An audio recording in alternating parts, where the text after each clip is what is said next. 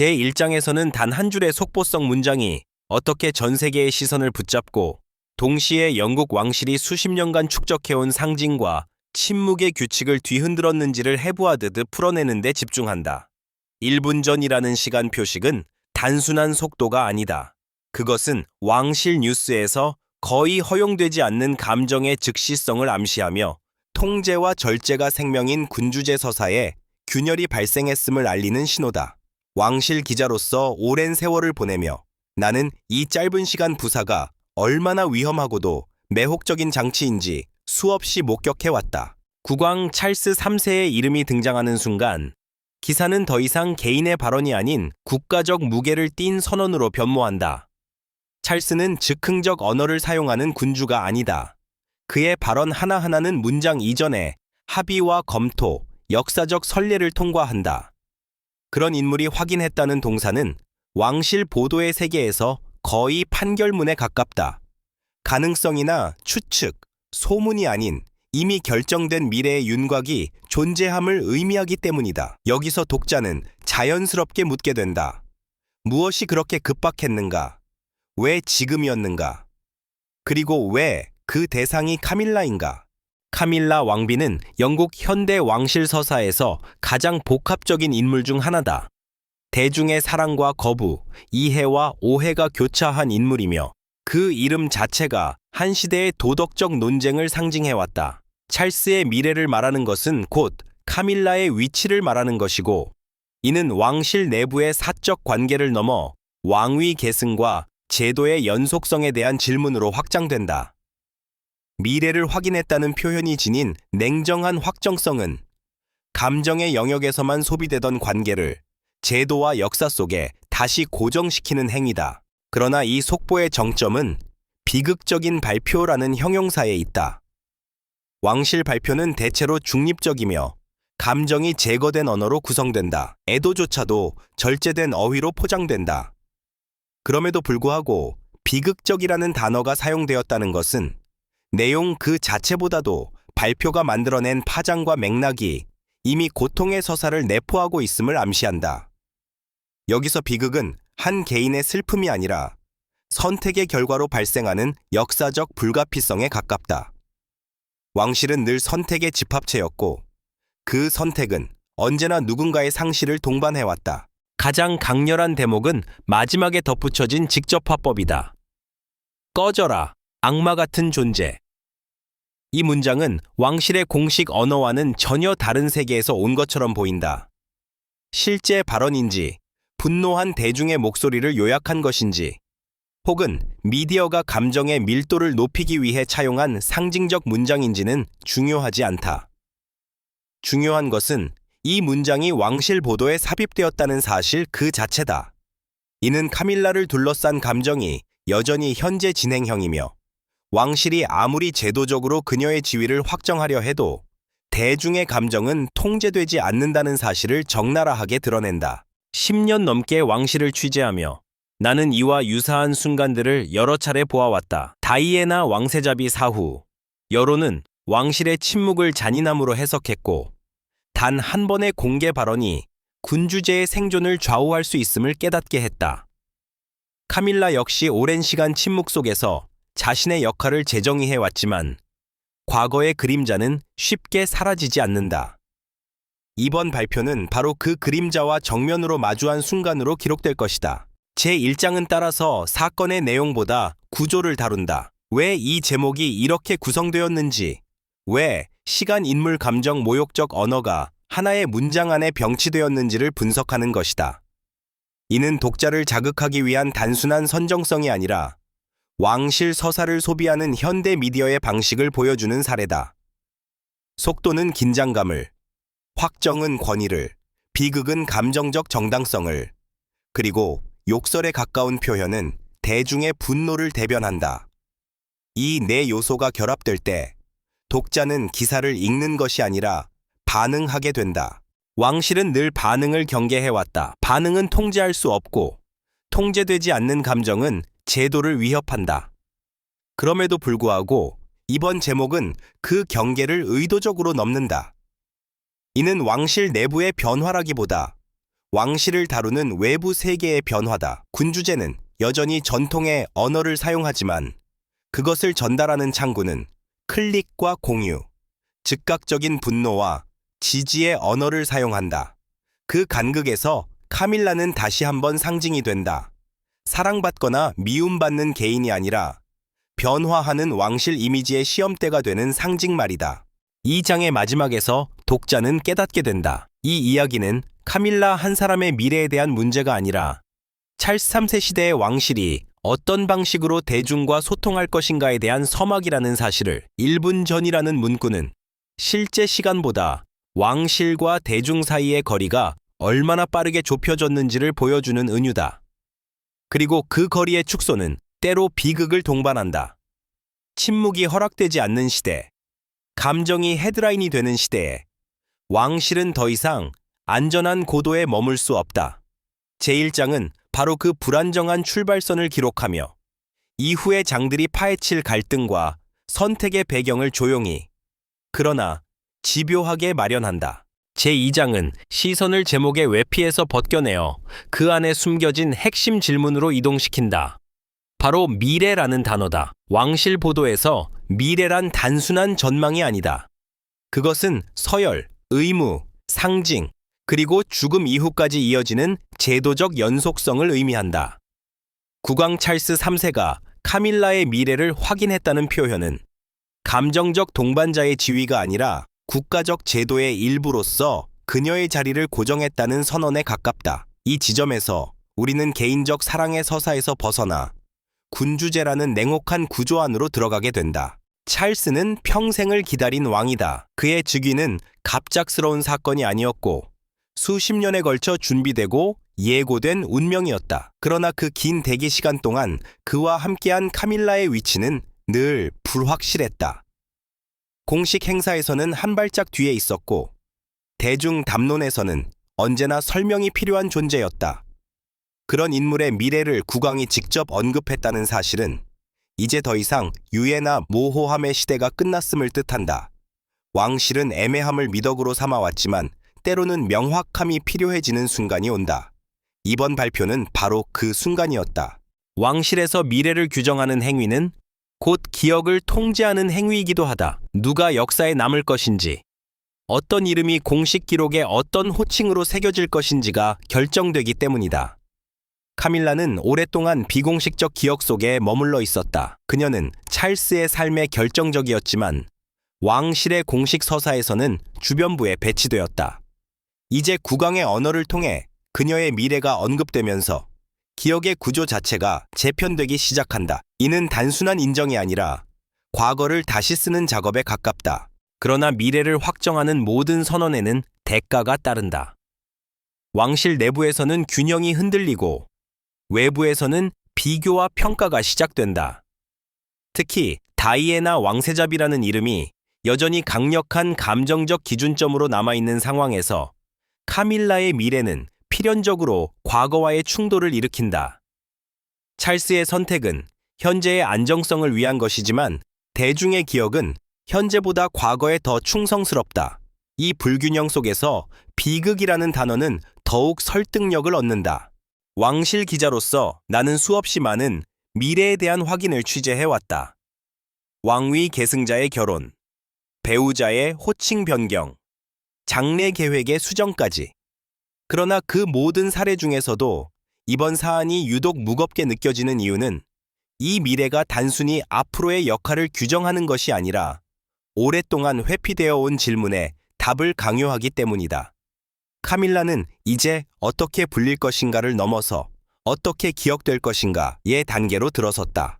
찰스 3세는 감정의 솔직한 군주로 평가받아 왔다. 환경 문제에 대한 집요한 관심, 예술과 건축에 대한 개인적 취향, 그리고 인간관계에서 드러나는 불완전함까지 그는 전통적 군주상과는 다른 방식으로 자신을 드러냈다. 이번 발표 역시 그 연장선에 있다. 미래를 확인하는 방식이 지나치게 인간적이었고 그렇기에 더 많은 반응을 불러일으켰다. 왕실은 인간성을 드러낼수록 사랑받을 수 있지만 동시에 더 큰 공격의 대상이 된다. 카밀라의 미래가 공식화된다는 것은 그녀가 더 이상 보호막 뒤에 숨을 수 없다는 의미이기도 하다. 지금까지 그녀는 역할을 수행하되 중심에 서지 않는 전략을 유지해왔다. 조용한 방문, 논란 없는 연설, 감정을 드러내지 않는 태도. 그러나 미래가 확정된 순간 그 전략은 한계를 드러낸다.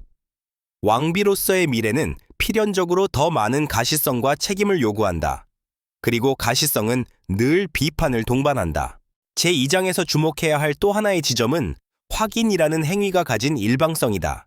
이 발표는 국민투표도, 여론 수렴도 거치지 않는다. 군주제의 본질은 여전히 위로부터의 선언이다. 그럼에도 불구하고 현대 사회에서 이러한 일방성은 즉각적인 반발을 낳는다. 제목 속 거친 언어는 바로 그 반발의 극단적 표현이다. 그것은 한 개인을 향한 모욕처럼 보이지만 실은 제도적 결정 방식에 대한 분노이기도 하다. 왕실은 언제나 사랑과 의무 사이에서 선택을 요구받아 왔다. 찰스와 카밀라의 관계는 그 갈등의 가장 대표적인 사례다. 이번 미래 확인은 사랑이 결국 제도를 이겼다는 신호로 읽힐 수 있다. 그러나 동시에 그것은 의무가 사랑을 흡수해버렸다는 증거이기도 하다. 개인적 관계는 이제 공적 기능의 일부가 되었고 그 순간부터 더 이상 개인의 것이 아니다. 비극은 종종 바로 이 지점에서 발생한다. 이 장의 후반부에서 우리는 질문을 바꿔야 한다. 카밀라의 미래는 무엇인가가 아니라 왕실은 왜 지금 이 미래를 말해야 했는가? 라는 질문이다. 이는 찰스 3세 시대의 통치 스타일과도 연결된다. 그는 침묵보다는 설명을, 거리두기보다는 소통을 택하려 한다. 그러나 왕실에서 설명은 언제나 위험하다. 설명하는 순간 해석의 주도권을 잃을 수 있기 때문이다. 제2장은 결국 하나의 긴장 상태로 마무리된다. 미래는 확인되었지만 받아들여졌다고 말할 수는 없다. 오히려 그 미래는 더 많은 질문을 낳았고 감정의 균열을 드러냈다. 카밀라는 이제 불확실성의 인물이 아니라 논쟁의 중심 인물이 되었다. 그리고 왕실은 그 논쟁을 피하지 않겠다는 신호를 보냈다. 이 선택이 장기적으로 안정으로 이어질지 혹은 더 큰 갈등의 서막이 될지는 아직 알 수 없다. 다만 확실한 것은 이 순간 이후로 왕실의 미래를 이야기할 때 카밀라를 빼놓을 수 없게 되었다는 사실이다. 제2장은 그 불가역적인 변화를 기록한다. 조용히 그러나 분명하게.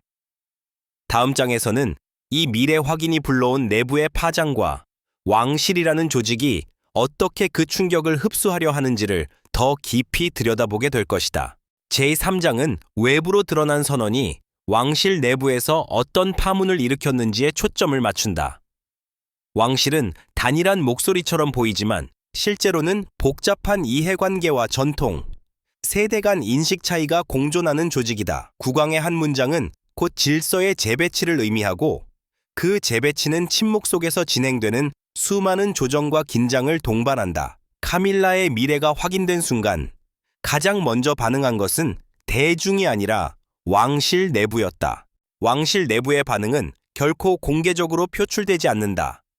대신 일정의 미세한 변화, 의전 순서의 조정, 공식 사진에서의 위치, 호칭 사용의 일관성 같은 작은 신호들로 나타난다. 기자로서 나는 이런 신호들을 통해 내부의 기류를 읽어왔다. 발표 이후 카밀라의 존재는 이전보다 더 중심에 배치되기 시작했다. 이는 단순한 예우의 문제가 아니라 앞으로의 왕실 운영에서 그녀가 차지할 비중을 미리 시각화하는 작업이었다. 그러나 모든 구성원이 이 변화에 동일한 속도로 적응하는 것은 아니다. 왕실에는 여전히 전통을 최우선 가치로 여기는 인물들이 존재한다. 그들에게 카밀라는 제도보다는 예외의 상징에 가깝다. 사랑으로 시작된 관계가 제도로 편입되는 과정은 규칙을 중시하는 조직에서 늘 불편함을 야기한다. 특히 왕실의 고위 보좌진과 의전 담당자들에게 이번 발표는 감정의 문제가 아니라 관리의 문제였다. 어떻게 설명할 것인가? 어디까지 드러낼 것인가? 무엇을 말하지 않을 것인가? 이 질문들이 연쇄적으로 제기되었다. 찰스 3세는 내부 설득의 필요성을 누구보다 잘 알고 있다. 그는 왕세자 시절부터 왕실 기계의 복잡함을 몸소 겪어왔다. 그렇기에 이번 미래 확인은 단독적인 결정처럼 보이지만 실제로는 오랜 시간에 걸친 내부 조율의 결과였을 가능성이 크다. 다만 조율이 합의를 의미하지는 않는다. 왕실에서 합의란 대개 공개적 반대의 부재를 뜻한다. 침묵은 동의가 아니라 때로는 체념이다. 이 과정에서 가장 민감한 위치에 놓인 인물은 다음 세대다. 윌리엄 왕세자와 그의 가족은 왕실의 미래를 대표하는 얼굴이며 대중적 신뢰의 핵심 자산이다. 카밀라의 미래가 확정될수록 자연스럽게 세대 간 서사의 대비가 발생한다. 이는 공개적인 갈등으로 드러나지 않지만 왕실 보도에서는 늘 조심스럽게 감지되는 긴장이다. 사진 한 장, 동선 하나, 행사에서의 미묘한 거리감이 그 긴장을 말해준다. 왕실 내부에서 또 하나의 중요한 요소는 기억의 관리다. 누가 어떤 역사적 순간에 어떻게 등장했는지를 기록하는 것은 단순한 기록 행위가 아니다. 그것은 후대의 해석을 규정하는 권력이다. 카밀라의 미래를 공식화하는 것은 과거의 특정 장면들을 재배치해야 함을 의미한다. 어떤 사진은 더 자주 사용되고 어떤 이야기는 점점 언급되지 않게 된다. 이 조용한 편집 작업은 왕실 내부에서 가장 치열하게 이루어진다. 제3장에서 주목해야 할 점은 이러한 내부 변화가 외부의 분노와 무관하지 않다는 사실이다. 제목에 담긴 거친 언어는 왕실 내부에서도 충격으로 받아들여졌을 것이다. 왕실은 대중의 감정을 무시할 수 없지만 동시에 그 감정에 휘둘리는 모습도 보여서는 안 된다. 따라서 내부에서는 방어적 태도와 단호함이 동시에 요구된다. 카밀라를 보호하되 그녀를 전면에 내세우지 않는 미묘한 균형이 필요해진다. 왕비의 미래가 확인된다는 것은 곧 그녀가 왕실의 약점이자 방패가 될 수 있음을 의미한다. 비판은 그녀에게 집중될 수 있고 그 집중은 국왕을 보호하는 역할을 하기도 한다. 냉정하게 말하자면 왕실은 언제나 비난의 완충지대를 필요로 해왔다. 다이애나 이후 그 역할은 오랫동안 공백 상태였다. 카밀라는 원하든 원하지 않든 다시 그 위치로 이동하고 있다. 이 장의 중반부에서 우리는 왕실 내부의 침묵이 결코 평온함을 의미하지 않는다는 점을 분명히 해야 한다. 침묵은 전략이며 동시에 불안의 증거다. 내부 회의에서는 언급되지 않은 질문들이 더 큰 무게를 가진다. 만약 여론이 더 악화된다면 어떻게 할 것인가? 건강 문제나 예기치 않은 사건이 발생할 경우 이 미래 선언은 어떤 의미로 재해석될 것인가? 이런 가정들은 공식 문서에 남지 않지만 분명히 고려된다. 제3장은 결국 왕실을 하나의 생물처럼 보여준다. 외부 자극에 반응하고 내부 장기를 재배치하며 생존을 위해 형태를 바꾸는 존재 말이다. 카밀라의 미래는 그 생물의 한 부분이지만 전체의 균형을 좌우할 만큼 중요한 요소다. 찰스 3세는 감정적 선택을 했을지 모르지만 왕실이라는 몸체는 그 선택을 구조로 흡수해야 한다. 이 장의 끝에서 독자는 깨닫게 된다. 가장 극적인 변화는 항상 가장 조용한 곳에서 시작된다는 사실을. 공개된 발표보다 더 중요한 것은 그 발표 이후 왕실 내부에서 일어난 보이지 않는 이동들이다. 의전의 선, 기억의 편집, 침묵의 방향, 이 모든 것이 모여 하나의 새로운 질서를 만든다.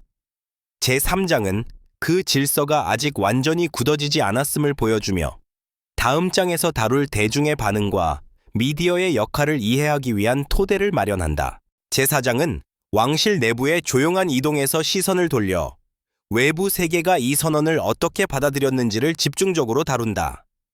국왕의 말이 공식 문서로 고정되는 순간보다 더 빠르게 움직인 것은 여론이었다. 발표가 전해진 직후 반응은 단일하지 않았다. 지지와 반발, 피로감과 냉소가 동시에 분출되었다. 이는 특정 인물에 대한 호불호를 넘어 왕실이라는 제도 자체를 바라보는 대중의 시선이 얼마나 분열되어 있는지를 보여주는 단면이었다. 현대 왕실 보도에서 여론은 더 이상 부차적인 요소가 아니다. 그것은 정책 결정에 직접적인 영향을 미치지는 않지만 왕실의 행동 범위를 규정하는 보이지 않는 울타리 역할을 한다. 특히 카밀라라는 인물은 여론의 온도를 측정하는 가장 민감한 지표다. 발표 이후 일부 대중은 마침내 현실을 인정한 결정이라 평가했고, 다른 일부는 강요된 수용이라 반발했다. 이 상반된 반응은 단순한 의견 차이가 아니라 왕실 서사를 소비하는 방식의 차이에서 비롯된다. 미디어는 이 균열을 확대하는데 결정적인 역할을 했다. 속보, 해설, 분석, 의견 칼럼이 연쇄적으로 쏟아졌고, 같은 사실이 전혀 다른 감정적 색채로 포장되었다. 어떤 매체는 안정과 연속성을 강조했고, 어떤 매체는 과거의 상처를 다시 소환했다. 제목 속에 등장한 거친 표현은 바로 이 미디어 환경의 산물이다. 그것은 실제 발언이라기보다 분노와 피로가 응축된 감정의 요약본에 가깝다. 왕실 전문 기자로서 나는 이런 순간마다 동일한 패턴을 목격해왔다. 대중은 왕실의 인간성을 요구하면서도 동시에 완벽함을 기대한다. 감정을 드러내면 약하다고 비판하고, 침묵하면 냉혹하다고 말한다. 카밀라는 이 모순의 중심에 서 있다. 그녀가 조용히 역할을 수행할 때는 보이지 않는 존재라 평가절하되었고, 미래가 공식화되자 지나치게 앞에 나선다는 비난을 받는다. 이는 개인의 문제라기보다 왕실 여성에게 반복되어 온 구조적 기대의 문제다. 특히 젊은 세대의 반응은 이전과 다른 양상을 보였다. 그들에게 왕실은 신성한 전통이라기보다 하나의 브랜드에 가깝다. 브랜드는 설명 가능해야 하고 감정적으로 설득력을 가져야 한다. 찰스 3세의 발표는 논리적으로는 이해될 수 있지만 감정적으로는 충분히 설득되지 않았다는 평가를 받았다. 여기서 비극이라는 단어는 다시 등장한다. 그것은 누군가의 불행을 뜻하기보다 설득에 실패한 소통의 비극을 의미한다. 소셜미디어는 이 비극을 가속화했다. 짧은 문장, 강한 표현, 즉각적인 공유가 감정을 증폭시켰다. 왕실의 긴 호흡과 느린 언어는 이 환경에서 분리할 수밖에 없다. 카밀라를 향한 공격적 언어는 종종 맥락을 잃은 채 소비되었고, 그 과정에서 인물은 상징으로 환원되었다. 지지자에게 그녀는 오랜 헌신의 결실이었고, 비판자에게 그녀는 아직 끝나지 않은 과거의 대리인이었다.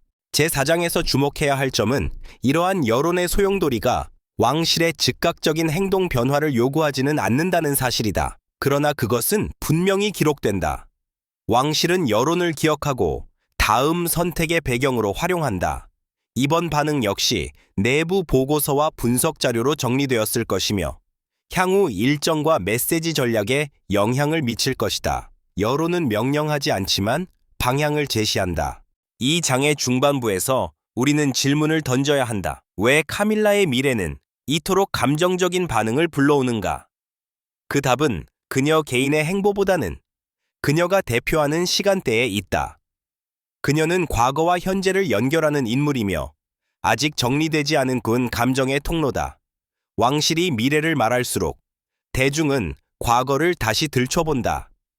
이 시간의 불일치가 갈등을 만든다. 미디어는 이 불일치를 해소하기보다는 활용한다. 갈등은 이야기의 연료이기 때문이다. 비극적이라는 수식어는 클릭을 부르고 분노의 인용문은 논쟁을 확장시킨다. 그러나 이 과정에서 사라지는 것은 맥락이다. 왕실의 결정이 왜 지금 이루어졌는지, 어떤 제도적 고려가 있었는지는 쉽게 생략된다. 대신 감정만 남는다. 이는 왕실과 대중 모두에게 위험한 지점이다. 제4장의 후반부는 이 위험성을 조명한다.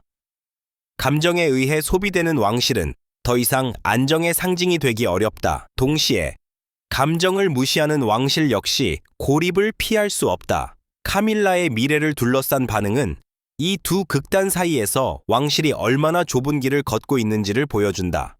한 걸음만 잘못 디디면 지지는 비난으로, 침묵은 공격으로 바뀐다. 이 장은 결론을 내리지 않는다. 대신 하나의 상태를 기록한다. 소란스럽고 분열되어 있으며 아직 가라앉지 않은 사는 상태. 여론은 정리되지 않았고 감정은 방향을 찾지 못했다. 다만 분명한 것은 이 발표 이후 왕실은 더 이상 예전과 같은 거리에서 대중을 바라볼 수 없게 되었다는 사실이다. 제4장은 그 거리의 붕괴를 서술하며 다음 장에서 다룰 왕실의 대응 전략과 언어 선택을 이해하기 위한 전환점으로 기능한다. 제5장은 감정이 폭발한 이후 왕실이 어떤 언어를 선택하는가에 초점을 맞춘다. 위기 이후의 언어는 언제나 그 조직의 본질을 드러낸다. 왕실은 감정에 직접 반응하지 않는다. 대신 시간을 두고 문장을 다듬고 침묵과 발화를 교차시키며 메시지를 설계한다. 카밀라의 미래가 공식화된 이후 왕실의 언어는 이전보다 더 조심스러워졌지만 동시에 더 계산적이 되었다. 이는 방어가 아니라 재정렬에 가깝다.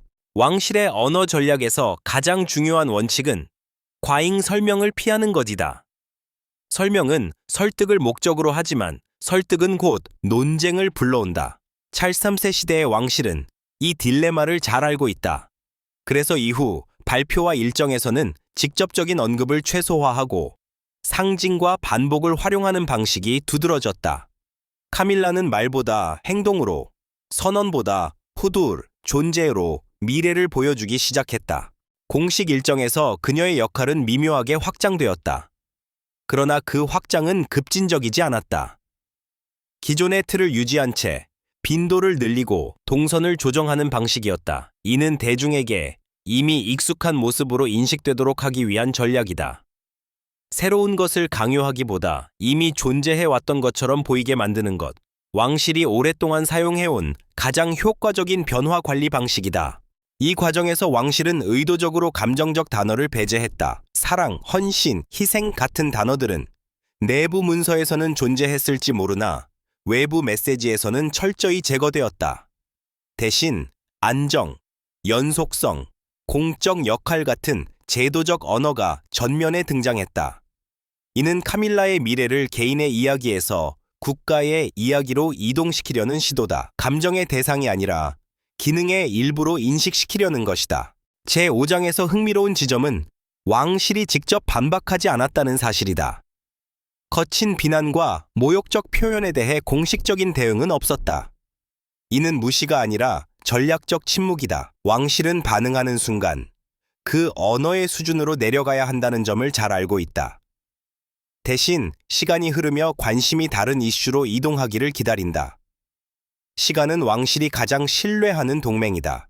왕실 기자로서 나는 이런 침묵이 언제 위험해지고 언제 효과를 발휘하는지를 반복해서 관찰해왔다. 이번 경우 침묵은 완전한 공백이 아니라 관리된 노출과 함께 이루어졌다. 카밀라는 더 자주 등장했지만 더 적게 말했다. 그녀의 표정, 태도, 의전 속 위치가 메시지를 대신했다. 이는 말보다 오래 기억되는 방식이다. 제5장은 또한 왕실이 누가 말하게 할 것인가를 어떻게 선택하는지를 보여준다. 국왕 본인은 추가 발언을 자제했고 대신 대변인과 간접적인 인용, 배경 설명이 활용되었다. 이는 발화의 책임을 분산시키는 동시에 국왕의 언어를 희소한 자원으로 유지하기 위한 선택이다. 왕실에서 가장 강력한 말은 자주 하지 않는 말이다. 카밀라의 경우 그녀 자신이 침묵의 주체가 되었다. 이는 강요된 침묵이 아니라 역할에 대한 명확한 인식에서 비롯된 것으로 보인다. 그녀는 자신의 미래가 말로 설득될 수 없다는 사실을 누구보다 잘 알고 있다. 설득은 논리를 요구하지만 왕실의 정당성은 반복과 시간에서 나온다. 그녀는 그 법칙에 충실한 선택을 하고 있다. 이 장의 후반부에서는 언어가 만들어내는 거리감에 주목해야 한다.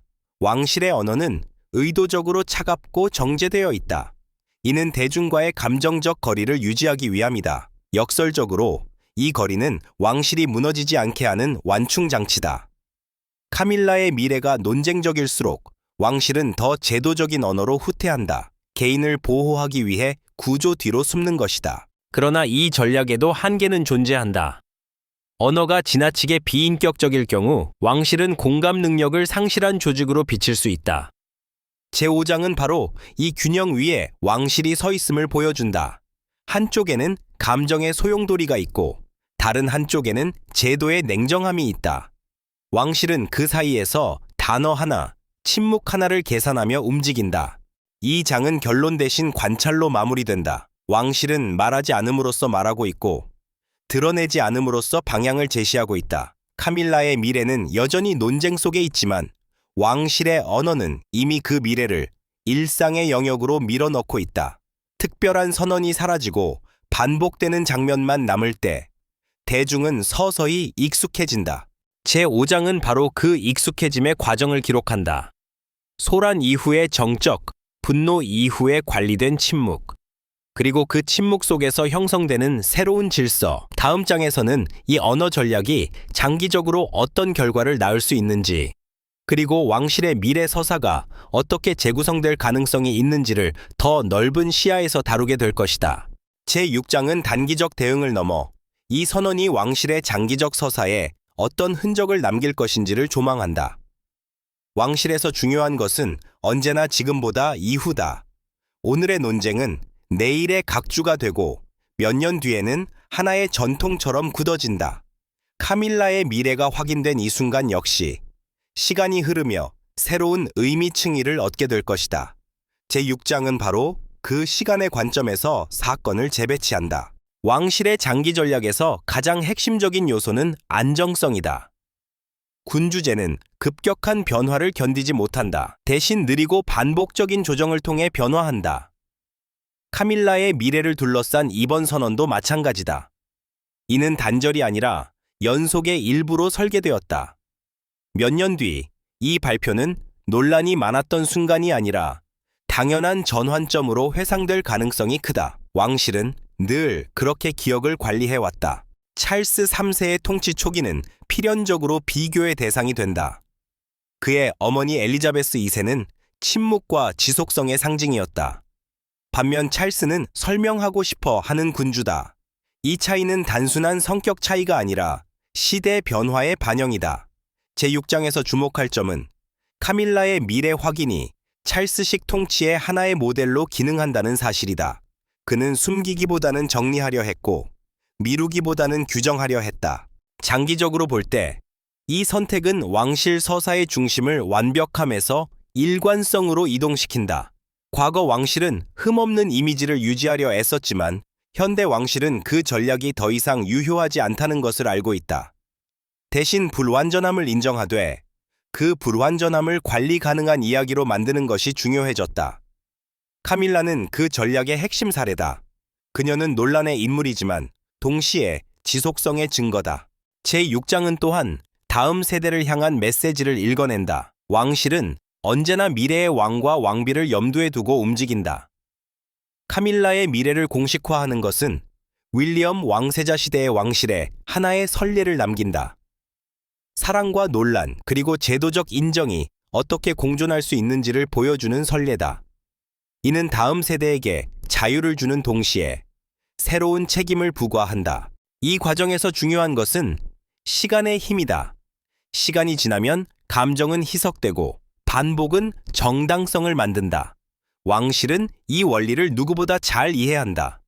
그래서 단기적인 여론의 소음보다 장기적인 노출의 효과를 신뢰한다. 카밀라가 일상적인 왕실 풍경의 일부로 자리 잡을수록 그녀의 미래는 더 이상 질문의 대상이 아니라 전제가 된다.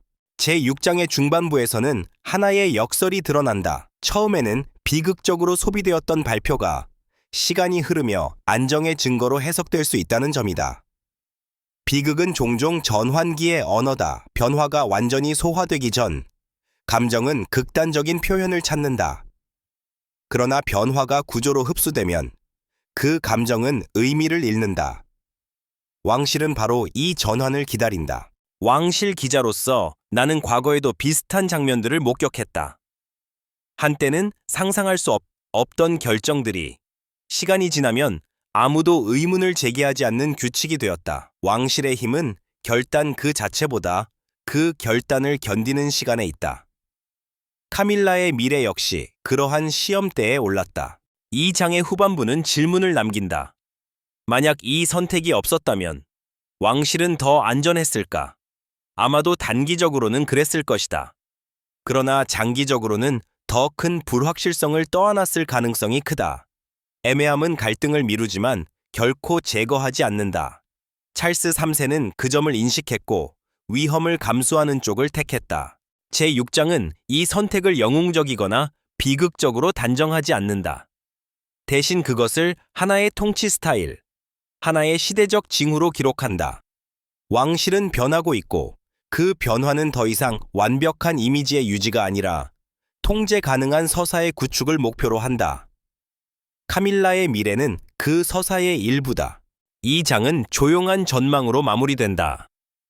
몇 년 뒤 이 발표를 떠올릴 때 사람들은 제목 속의 격한 표현을 기억하지 못할지도 모른다. 대신 그때부터 모든 것이 굳어졌다고 말할 가능성이 크다. 왕실에서 가장 강력한 변화는 시간이 흐른 뒤에야 비로소 변화로 인식된다. 제6장은 그 느린 확정의 과정을 바라보며 마지막 장에서 다룰 기억과 평가의 문제로 독자를 이끈다. 제7장은 사건이 지나간 뒤에 남는 것, 즉 기억과 평가의 문제로 시선을 옮긴다. 왕실에서 가장 오래 지속되는 것은 결정 그 자체가 아니라 그 결정이 어떻게 기억되었는가다. 발표의 순간은 짧았고 여론의 소란도 언젠가는 잦아든다.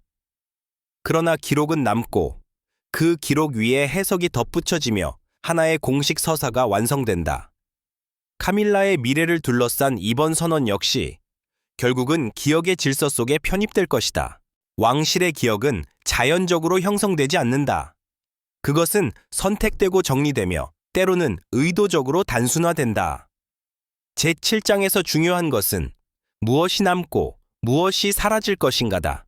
1분 전이라는 긴박한 시간 표식, 비극적이라는 감정적 수식, 그리고 거친 언어로 요약된 분노는 시간이 흐르며 점점 희미해질 가능성이 크다.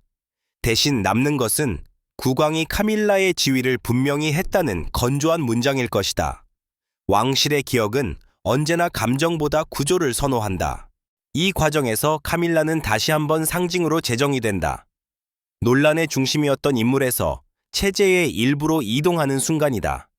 왕실 역사에서 이런 이동은 흔하다. 한때 문제였던 인물이 시간이 지나 필요했던 존재로 재평가되는 경우는 적지 않다. 그 변화의 핵심에는 도덕적 판단이 아니라 지속성이 있다. 오래 지속된 것은 정당화되고 반복된 것은 전통이 된다. 제7장은 또한 기자로서의 자기 성찰을 요구한다. 우리는 언제나 현재의 언어로 과거를 설명하려는 유혹에 빠진다. 그러나 왕실 보도에서 현재는 늘 불완전하다. 감정이 과잉되고 맥락은 축약된다. 시간이 흐른 뒤에야 비로소 사건의 윤곽이 드러난다. 이번 발표 역시 마찬가지다. 지금은 격렬한 반응이 중심이지만 훗날에는 하나의 전환점으로 간결하게 정리될 가능성이 크다. 카밀라의 미래가 확정된 이 순간은 개인에게는 무거운 짐일 수 있다. 그러나 제도에 있어서는 불확실성을 제거한 하나의 매듭이다. 왕실은 매듭을 좋아한다. 열려있는 질문은 위험하지만 닫힌 결론은 관리할 수 있기 때문이다. 이 관리 가능성이 바로 군주제가 현대까지 존속해온 이유 중 하나다. 제7장에서 우리는 다시 비극이라는 단어를 되짚게 된다. 이 비극은 누군가의 몰락이나 파멸을 의미하지 않는다. 오히려 그것은 감정과 제도가 엇갈릴 때 발생하는 필연적 마찰을 가리킨다. 대중은 감정으로 기억하고 왕실은 구조로 기억한다. 그 차이에서 긴장이 발생하고 그 긴장이 언어를 거칠게 만든다. 그러나 시간이 지나면 감정은 마모되고 구조만 남는다. 왕실의 최종 평가는 언제나 후대에 의해 이루어진다. 찰스 3세의 결정도, 카밀라의 위치도 지금 이 순간에는 완결된 의미를 갖지 않는다. 다만 하나의 방향을 제시했을 뿐이다. 제7장은 그 방향이 어디로 향하는지를 단정하지 않는다. 대신 왕실이라는 제도가 어떻게 불확실성을 흡수하고 논란을 일상으로 전환하는지를 보여준다. 이 장의 마지막에서 독자는 하나의 역설과 마주하게 된다. 가장 시끄러웠던 순간이 가장 조용한 기억으로 남을 수 있다는 사실이다. 제목 속의 분노와 모욕적 언어는 사라지고 기록에는 단정한 문장만 남는다. 그때 국왕은 미래를 확인했다. 왕실의 역사에서 이보다 더 전형적인 문장은 없다. 제7장은 이 이야기의 끝이자 동시에 시작이다. 한 시대의 논쟁은 다음 시대의 전제가 된다. 카밀라의 미래를 둘러싼 소라는 언젠가 설명이 필요 없는 배경이 될 것이다. 왕실은 그렇게 움직여 왔고 앞으로도 그럴 것이다. 기자로서 내가 할 수 있는 일은 그 과정을 과장하지도 미화하지도 않은 채 기록하는 것이다. 이로써 7개의 장은 하나의 원을 완성한다. 긴박한 속보에서 시작해 구조와 기억으로 귀결되는 원이다. 왕실의 이야기는 언제나 이렇게 끝난다. 감정은 지나가고 제도는 남는다. 그리고 남겨진 제도 위에서 또 다른 미래가 조용히 준비된다.